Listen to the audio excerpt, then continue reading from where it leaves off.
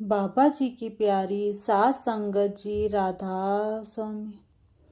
बहुत समय पहले की बात है कि सत्संग में जाने के लिए लोग नदी पार करके जाते थे और सत्संग सुनकर फिर कश्ती से ही नदी पार करके वापस आते थे।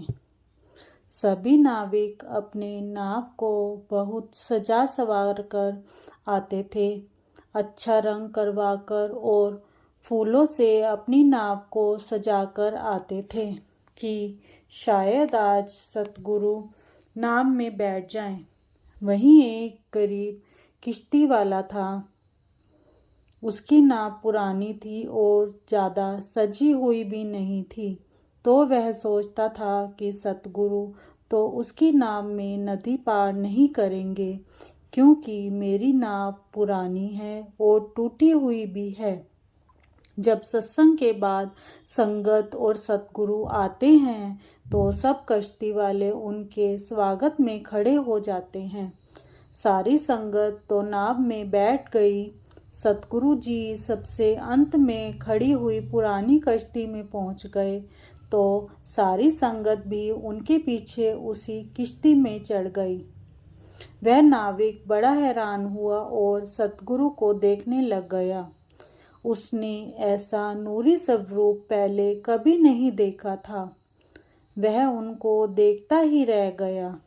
तो सतगुरु बोले, भाई नदी पार करवाएगा? तो उसकी आंखों से आंसुओं की धारा बहने लगी और वह सतगुरु के चरणों में गिर गया और बोला, सतगुरु मैंने कभी नहीं सोचा था कि आप मेरी टूटी हुई नाव में बैठेंगे। उसने सतगुरु को बिठाने के लिए अपने नाव को अपने अगोछे से साफ किया और सतगुरु को बड़े प्यार से बैठने के लिए आग्रह किया। जब सतगुरु नाव में बैठ गए तो वह सतगुरु को देखता जाए और रोता जाए, क्योंकि उसने कभी सपने में भी नहीं सोचा था कि कभी सतगुरु उसकी नाव में बैठेंगे। सतगुरु को देखकर कुछ संगत भी उसकी नाव में आ गई। वह नाव को नदी में कभी इधर तो कभी उधर घुमाई जाए और सतगुरु के नूरी स्वरूप को देखता जाए और रोता जाए। काफी समय तक वह नदी में कश्ती को भी इधर तो कभी उधर घुमाता जा रहा और सतगुरु के दर्शन करता रहा। संगत में से किसी ने कहा, भाई नदी भी पार करवाएगा या यूं ही चक्कर लगाता रहेगा? उसने मन में कहा, बरसों के बाद आज मेरी आस पूरी हुई है। शायद यह नूरी स्वरूप के दर्शन फिर मिले ना मिले। जल्दी से उसने नदी पार करवाई। सब ने उसको पैसे दिए। जब सतगुरु उसको पैसे देने लगे, भाई कितने पैसे? तो वह बोला, सतगुरु मैंने आपको नदी पार करवाई है, आप मुझको भव सागर से पार करवा देना।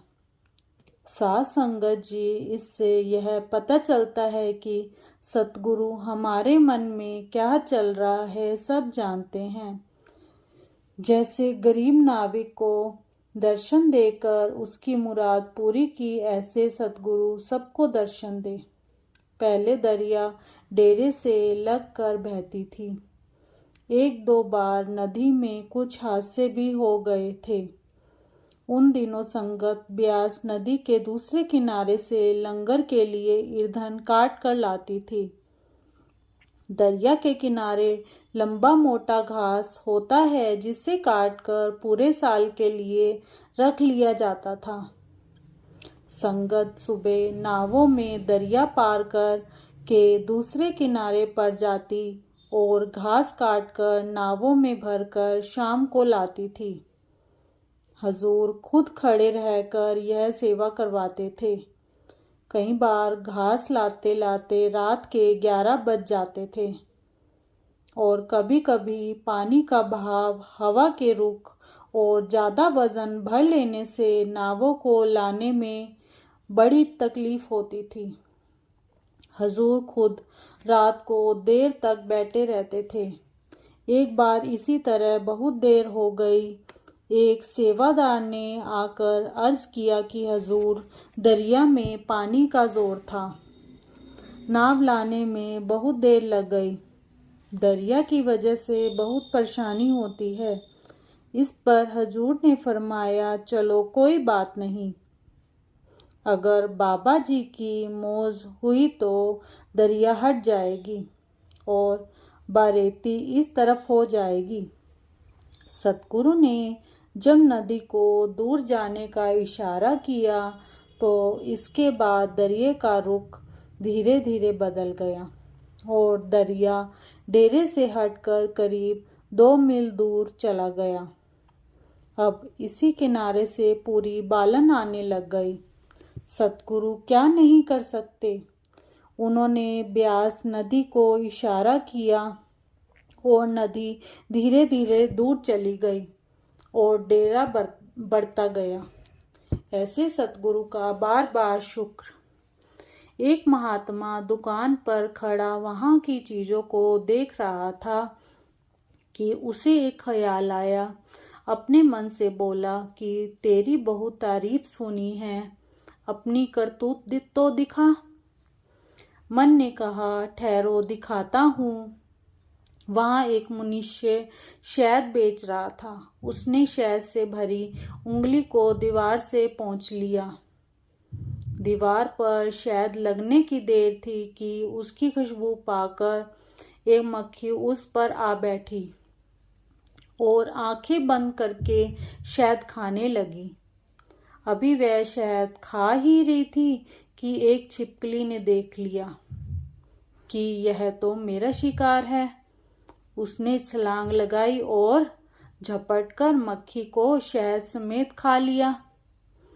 उस दुकानदार ने बड़े प्यार से एक बिल्ली पाल रखी थी। बिल्ली छिपकली पर झपटी और उसको एक ही बार में खा गई। पास ही एक ग्राहक का कुत्ता खड़ा था। उसने बिल्ली पर हमला करके उसको मार डाला। दुकानदार को बहुत गुस्सा आया। उसने अपने नौकरों से कहा, मारो कुत्ते को। उसने डंडे मार मार कर कुत्ते को मार डाला। वह कुत्ता पास ही खड़े ग्राहक का था। उस ग्राहक को बहुत गुस्सा आया। उसने दुकानदार को गाली निकाली। गाली निकालने की देर थी कि दोनों आपस में लड़ने लगे। दुकानदार साथ उसके नौकर थे और ग्राहक के साथ बहुत से लोग। खूब लड़ाई हुई तो मन ने उस महात्मा से कहा, ये मेरे खेल हैं, ये मेरे धोखे हैं। मैं के लोगों के मन में इच्छाएं पैदा करके उनको मूर्ख बनाता हूँ। उन बेचारों को पता ही नहीं लगता कि इन इच्छाओं का उन्हें क्या फल भुगतना पड़ेगा। सत्संगी का यह फर्ज है कि वह अपने मन पर हमेशा निगरानी रखे और उसे कभी भटकने ना दे। यह मनुष्य शरीर एक चंदन की पेड़ की तरह है। मालिक की खुशबू हमारे अंदर है, लेकिन मन रूपी सांप हमारे इर्द गिर्द कुंडली मारकर बैठा है। इसीलिए जब तक मन को घेर कर वश में नहीं कर लेते, आप उस दौलत को पा नहीं सकते जो मालिक ने हम सबके अंदर रखी हुई है।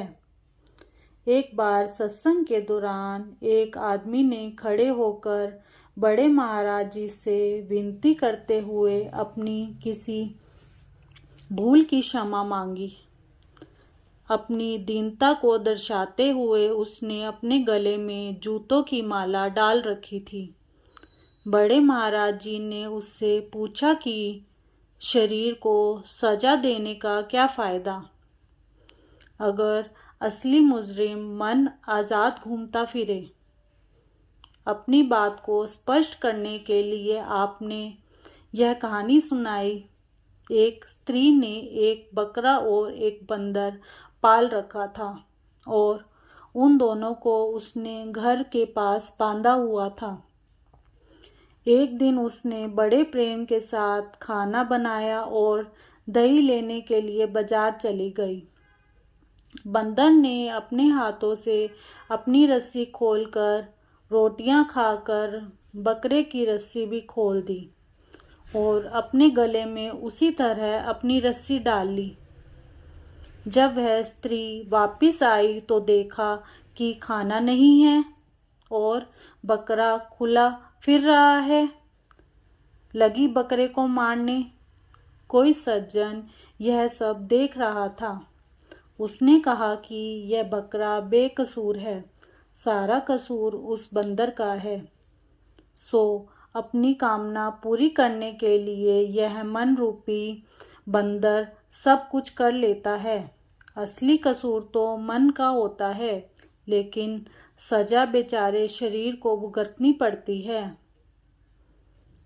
कोटि कोटि करु वंदना, कोटि कोटि करु वंदना, अरब खरब दंडोत, राधा स्वामी मिल गए, खुला भक्ति का सोत, खुला भक्ति का सोत।